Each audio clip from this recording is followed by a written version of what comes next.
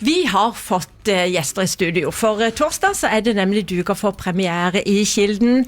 Det forestillingen Trolle og den magiske fela. Og ja, den blir beskrevet som en familiemusikal. Nå har vi fått fine gjester i studio. Alexander Rybak, velkommen til deg. Hallo. Og Ingeborg Walter, velkommen til deg. Hei, takk for det. Eller skal jeg si Trolle og Alva? Vi heter begge deler. Ja, vi går vel under begge nå, akkurat nå. Ja. Vi nok dypt inne i rollene våre nå. Der dypt inne. Det ikke så lenge til premieren. Nå har vi holdt på i 2 måneder, tenkte jeg det. 2 måneder her i Kristiansand, med hele teamet. Og så har vi jo holdt på enda litt lenger da, nesten 8 år vil jeg si, med å utarbeide historien. 8 år? Ja. Men altså, historien den startet et sted, Alexander. Du må fortelle hva som var begynnelsen på denne historien. Det akkurat som dere sier, det en familiemusikal. Det handler om å tørre å omfavne det som annerledes. Du ikke enig, Ingeborg? Jo, det jo det vi... Jo, jeg så enig. Du tør ikke å si noe annet. Det det vi holder på med, si. Vi prøver å omfavne det som annerledes. Og det, altså, på barneskolen så var jeg veldig, veldig sensitiv, og jeg følte på en veldig urettferdighet da. Selv ble jeg ikke mobbet, vil jeg si. Mest sånn, skal du øve 4 timer mens vi skal leke etter skolen? Det var sånn, men så jeg at det var noen andre barn som ble mobbet for hvordan de så ut, rett og slett, hvordan de var født, og jeg synes det var så uendelig urettferdig, og jeg veldig glad for at jeg endelig får denne musikalen opp på scenen som belyser det temaet da, og stoler på det som annerledes. Du sa det har pågått i mange år, du skrev i barnebok også. Ja, den begynte jeg på for 8 år siden, cirka. Og hvor mye, altså nå var du litt inne på det med skolen, men hvor mye det av Alexander Rybak i det, både det du har skrevet og det vi får se på scenen? Det jo om et troll som spiller fele, en magisk fele, som kan trollbinde alle som hører på. Litt sånn som skummelt med feler, altså, ja. Litt referanse fra Ringen i Ringenes Herre. Men det kanskje litt av meg også i den rollen. Det jo veldig ensomt på Aker Brygge. Med trollet som bor helt alene i skogen, ikke sant? Og så kommer du inn i bildet, Alva. Ja, da kommer Alva. Og hun ikke redd for trollet, men det alle de i landsbyen. Så der får man på en måte se det og bli kjent med det ukjente da, gjennom den karakteren Alva. Og så får vi se da, om landsbyen godtar trollet etter hvert. Men når du spiller Alva da, kjenner du at det litt Ingeborg i Alva? Ja, absolutt. Altså Alva-karakteren veldig glad å være ute i skogen. Og det var jeg også når jeg var liten. Og jeg fikk ikke lov til å gå lenger enn til at jeg så huset mitt. Men noen ganger så dro jeg litt lenger inn i skogen da. Og der føler jeg at jeg kjenner Alva litt igjen, at hun drar ut i skogen og gjør det hun ikke får lov til. Oi, hun møter rett og slett trollet. Ja. Men du, det her jo en familiemusikal. Tenker dere på det, at hele salen full av familier og barn, forventningsfulle barn, og hvordan liksom turnerer dere barn? Har du tenkt på det når du skriver? Jeg har ikke tenkt så veldig på målgruppa. Det sånn som markedsavdelingen veldig flinke på. Jeg tror at det har I hvert fall alltid funket for meg å tenke på barn som medmennesker, rett og slett, og ta dem på alvor, og ikke drive og dille og dulle, for de egentlig ofte smartere enn oss, de. Så det her en familiemusikal, men det for barn I alle aldre. Det jo litt klisjé å si det, men man vil jo veldig gjerne at også oldemor som ble tatt med på forestillingen, at hun også finner barnet I seg når alt ferdig. Vi har vært så heldige for noen bittesmå lyder, for det har jo øvd lenge. Vi skal bare bitte litt inn på scenen nå. Kult. Ja.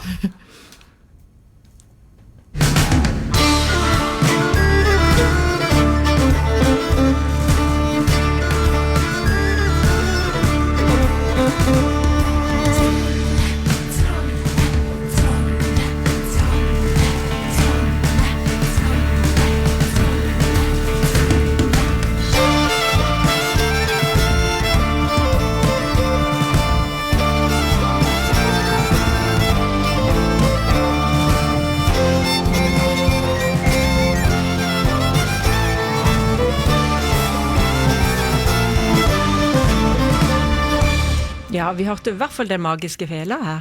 Yes. Og mye mer. Hører man litt sånn Rybak-esk musikk. Skulle tro du hadde noe med det å gjøre. Blanding av folkemusikk og litt pop. Og det, Men jeg synes det var viktig å få med det. Masse med dere her da. Det er jo ikke bare fela di. Vi har verdens beste team. Ja. Og de er selvfølgelig her i Kristiansand. Hele gjengen. Det er så svært maskineri. Jeg føler meg helt overveldet av å få lov til å jobbe med, jeg vet ikke hvor mange, jeg tipper det er opp mot 100 folk som til sammen jobber foran og bak på scenen. Helt utrolig. Ja, jeg skjønner du ble litt overveldet. Du har skrevet musikk og du har skrevet tekst, og så kommer denne gjengen og lager forestilling sammen med der. Det er jo, og da er det deilig å se at alle koser seg. Selvfølgelig skal dette her bli verdens beste produkt og verdens beste forestilling, men det er så deilig å se at Ingeborg og resten av gjengen, de koser seg. Jeg føler meg litt som bruden før bryllupet, ikke sant? Det er veldig sjelden at hun ikke stresser, fordi man har på seg mange hatter, ikke sant? Og vil at alt skal være perfekt, og sånn føler jeg det da. Ja. Vi har litt grann mer lyd, så må dere forklare når vi har hørt på det, hva det er vi hører.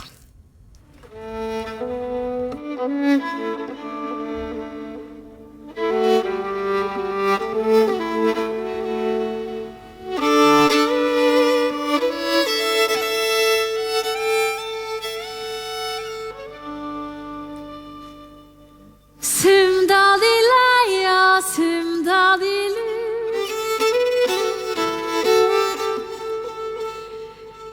Der ute et sted finnes du, bare du.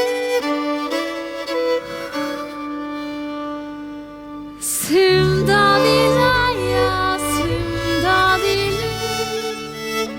Jeg har en drøm, og der finnes du.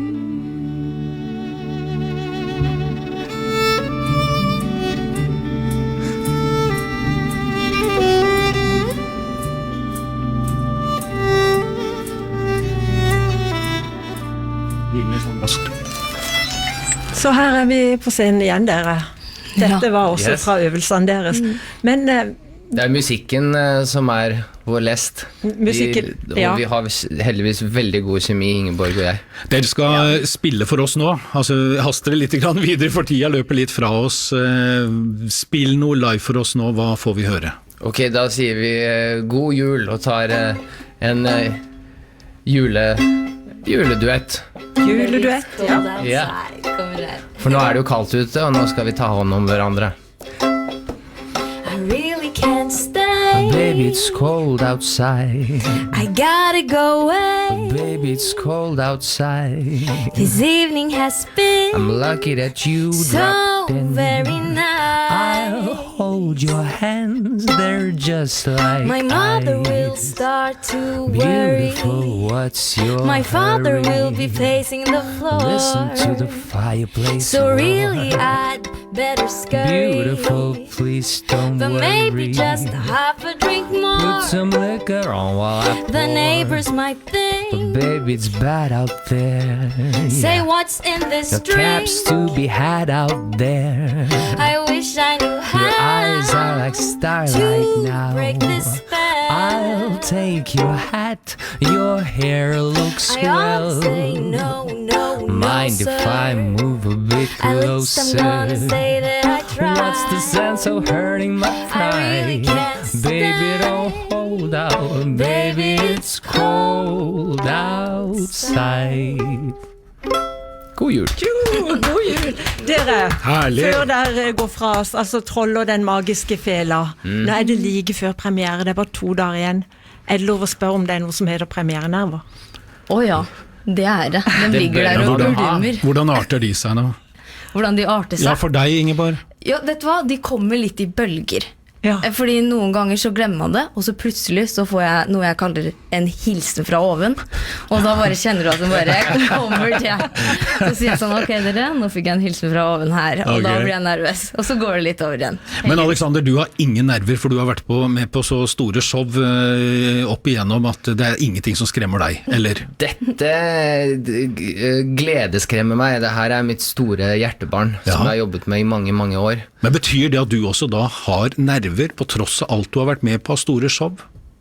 Ja, tenk deg det. Tenk at jeg er så heldig. Ja, heldig? Ja, du er glad for at du har de nervene. Heldigvis har vi også virkelig, uten å overdrive, Norges beste regissør med oss, Jostein Garstad. Han tar alltid og tar vare på nervene våre. Og alt annet, og resten av teamet. Helt fantastisk. Men altså, denne premieren og dere på scenen, hva håper dere folk opplever i salen, både store og små? Jeg håper at de opplever magi, og blir tatt med på en reise sammen med oss, og får se og oppleve hvordan det er når to mennesker møter hverandre og Ja, visst. utvikler et unikt Tro vennskap. på magi, og ikke minst tro på vennskap. Ja. Hvis det er et sånn slogan for musikalen, så er det vel at selv ikke den mørkeste og mest skumleste magi kan overvinne ekte vennskap. Åh, det var fint. Og det skal Ja. folk føle på For når de vennskap. alle sammen kommer på forestillingen vår. Kan vi ønske dere lykke til, eller er det skummelt sånn før en premiere? Det er det. Jeg er Er du jo fra overtroisk? den klassiske verden, ja, så der ønsker vi hverandre lykke til hele tida. Vi kan si det, og vi kan si tvi-tvi. Ja, det gjør vi, sier tvi, tvi, Uansett, Trolle og Alva, kos deg på scenen. Takk for det. Ja, og Alexander Rybak og Ingeborg Walter, takk for besøket. Takk for invitasjonen. Komme.